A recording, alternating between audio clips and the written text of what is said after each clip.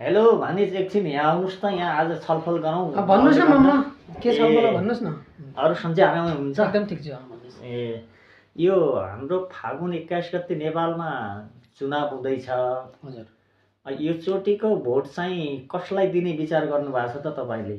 हजुर कोलाई दिने पो मामा? म त उही पुराना देश बेचुवा र भ्रष्टाचारीलाई दिने भनेको छु मामा। ए किन भानिज? किनभने मामा यी भ्रष्टाचारीलाई पहिलादेखि भोट नहालेको भए अहिले हामीले भाँडा बर्तन माझ्न कहाँ पाउँदैनौँ मामा।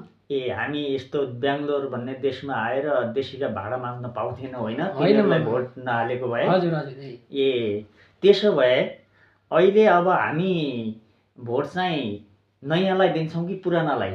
अब हामी नयाँ ल्याउँला नि मामा। नयाँलाई दिन्छौँ होइन? हजुर ए भान्जा अब के गरौँ भने अब हाम्रो भोट पुरानालाई होइन नयाँलाई हुनेछ। हुनेछ।